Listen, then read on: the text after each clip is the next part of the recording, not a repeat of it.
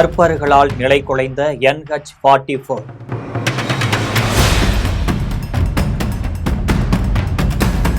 மெத்தைகளை போட்டு சாலை மறியல், அதிகாலையில் மூண்ட வன்முறை.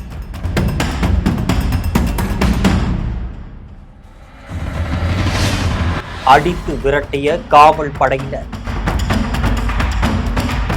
மத்திய பிரதேசத்துல பாஜக முன்னாள் அமைச்சருக்கு இடைத்தேர்தலில் போட்டியிட வாய்ப்பு வழங்கப்படாததை எதிர்த்து அவரது ஆதரவாளர்கள் தேசிய நெடுஞ்சாலையில மாபெரும் சாலை மறியல் போராட்டத்துல ஈடுபடுறாங்க.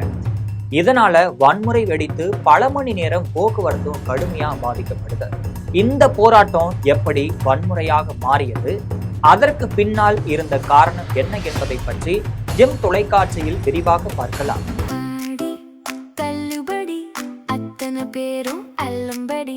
6 முதல் 60% வரை ஆடி தள்ளுபடியுடன் சூப்பர் சரவணா ஸ்டோர்ஸ், சென்னை, மதுரை, கோவை.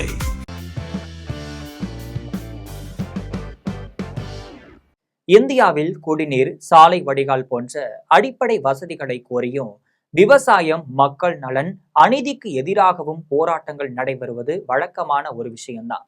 அதே போல முன்பெல்லாம் அரசியல் தலைவர்களுக்காகவும் சாலை மறியல், பேருந்து எரிப்பு, கல்வீச்சு போன்ற வன்முறை போராட்டங்கள் நடக்கும். ஆனா சமீப காலமா பாத்தீங்கன்னா சம்பவங்கள் குறைந்திருந்த நிலையில மத்திய பிரதேசத்துல ஒரு அரசியல் காரணத்திற்காக மீண்டும் அரங்கேறிய போராட்டம் பெரும் பரபரப்பை ஏற்படுத்தி இருக்கு. இந்த சூழல்ல மத்திய பிரதேசத்தின் தாதியா பகுதியில மக்களின் பிரச்சனைக்காக அல்லாமல் ஒரு அரசியல் தலைவருக்கு ஆதரவாக அவரது ஆதரவாளர்கள் மாபெரும் சாலை மறியல் போராட்டத்துல ஈடுபடுறாங்க. மத்திய பிரதேசத்துல பாஜக ஆட்சி நடைபெற்று வரக்கூடிய சூழல்ல தாதியா தொகுதியில 2008 முதல் 2023 வரை தொடர்ந்து 15 ஆண்டுகள் எம்எல்ஏவாக இருந்த நரோத்தமன் மிஸ்ரா அந்த காலகட்டத்துல உள்துறை உள்ளிட்ட முக்கிய துறைகள்ல அமைச்சராகவும் பதவி வகித்து வந்தாரு. ஆனா 2023 சட்டப்பேரவை தேர்தல்ல காங்கிரஸ் வேட்பாளர் ராஜேந்திர பாரதியிடம் அவர் தோற்றும் போயிட்டாரு. இந்த நிலையில தான் 2015ஆம் ஆண்டு வங்கி மோசடி வழக்குல காங்கிரஸ் தலைவர் ராஜேந்திர பாரதிக்கு டெல்லி சிறப்பு நீதிமன்றம் 3 ஆண்டுகள் சிறை தண்டனை விதிக்குது. இதுக்கப்புறமா இந்த ஆண்டு ஏப்ரல் மாதம் அவர் தனது எம்எல்ஏ பதவிக்கான தகுதியை இழக்கிறாரு. இதனால காலியான தாதியா தொகுதிக்கு தேர்தல் ஆணையம் இடைத்தேர்தலை அறிவிக்குது. ஜூலை 30ஆம் தேதி வாக்குப்பதிவு நடைபெற இருக்கக்கூடிய சூழல்ல தான் ஜூலை 13ஆம் தேதி வேட்புமனு தாக்கல் செய்ய கடைசி நாளாக அறிவிக்கப்பட்டிருக்கு. இந்த இடைத்தேர்தல்ல போட்டியிட பாஜக முன்னாள் அமைச்சர் நரோத்தம் மிஸ்ரா விருப்பம் தெரிவிச்சிருக்காரு. அதனால கட்சி அவருக்கு பதிலாக அஸ்தோம் திவாரிக்கு வாய்ப்பு வழங்கி இருக்கு. இதனால அதிருப்தி அடைந்த நரோத்தம் மிஸ்ராவின் ஆதரவாளர்கள் கன்னியாகுமரி முதல் காஷ்மீர் வரை செல்லும் தேசிய நெடுஞ்சாலையில 44 வெள்ளிக்கிழமை இரவு திடீரென சாலை மறியல் போராட்டத்துல ஈடுபடுறாங்க. இந்தியாவின் முக்கிய சாலை போக்குவரத்து பாதையாக கருதப்படக்கூடிய தேசிய நெடுஞ்சாலை 44 நடைபெற்ற இந்த சாலை மறியல் இரவு முழுவதும் நீடிச்சிருக்கு. போராட்டத்துல ஈடுபட்டவர்கள் வீட்டிலிருந்து மெத்தைகள், படுக்கை விரிப்புகளை எடுத்து வந்து சாலையிலேயே விரித்து படுத்து உறங்கியதால அந்த பகுதி முழுவதும் பரபரப்பான சூழல் நிலவி இருக்கு. இந்த சாலை மறியலால தாதியா பகுதியில சுமார் 15 கிலோமீட்டர் தூரத்திற்கு சரக்கு மற்றும் பயணிகள் வாகனங்கள் நீண்ட வரிசையில் சிக்கி கொண்டிருக்கு. தகவல் அறிந்து அதிகாலை 4 மணி அளவுல சம்பவ இடத்திற்கு வந்த போலீசார் பேச்சுவார்த்தை நடத்தி போராட்டக்காரர்கள் கலைந்து செல்ல மறுக்கிறாங்க.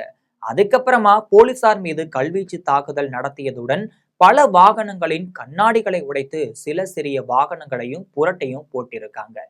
நிலைமை கட்டுக்கடங்காமல் போனதால போலீசார் தடியடி நடத்தியும் கண்ணீர் புகை குண்டுகளை வீசியும் போராட்டக்காரர்களை கலைச்சிருக்காங்க. இதுக்கப்புறமா சனிக்கிழமை அதிகாலை 5 மணி அளவுல தேசிய நெடுஞ்சாலை 44ல மீண்டும் போக்குவரத்து தொடங்குச்சு. சுமார் 11 மணி நேரமாக சிக்கி தவித்த ஆயிரக்கணக்கான வாகனங்கள் அதுக்கப்புறமா மெதுவா நகர தொடங்குச்சு. ஆனா போக்குவரத்து முழுமையா சீரடையாம பல மணி நேரம் ஆகியிருக்கு. இந்த தாக்குதல்ல காவல்துறையைச் சேர்ந்த 8 பேர் படுகாயம் அடைந்துள்ளதாக மாவட்ட காவல் கண்காணிப்பாளர் மயூர் கண்டேவால் தெரிவிச்சிருக்காரு. ஒன்றுமில்லாத காரணத்துக்காக தேசிய நெடுஞ்சாலையை மறிப்பதை ஏற்றுக்கொள்ள முடியாது அப்படின்னு சொல்றாரு.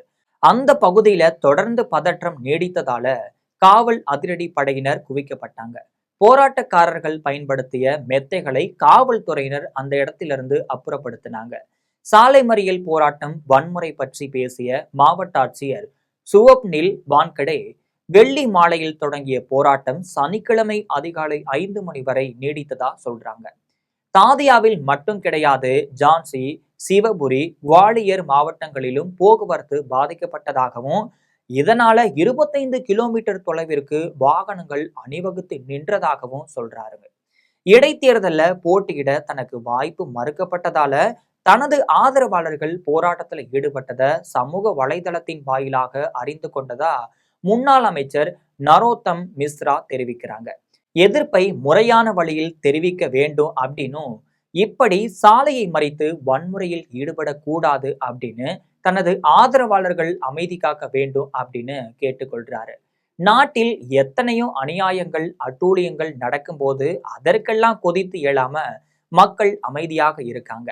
ஆனா தங்கள் தலைவனுக்கு இடைத்தேர்தல போட்டியிட பாரதிய ஜனதா கட்சி வாய்ப்பு மறுத்ததை கண்டிச்சு தேசிய நெடுஞ்சாலையில மெத்தைகளை போட்டு படுத்துக்கொண்டு ஒரு இரவு முழுவதும் மாபெரும் மறியல் செஞ்சது இந்திய வரலாற்றிலேயே தலைகுனிவை ஏற்படுத்தும் சாதனையை இன்றி வேற ஒண்ணும் கிடையாது. இது போன்ற அரசியல் நிகழ்வுகளை அன்றாடம் தெரிந்து கொள்ள ஜெம் தொலைக்காட்சியுடன் எப்பொழுதும் இணைப்பில் இருங்கள்.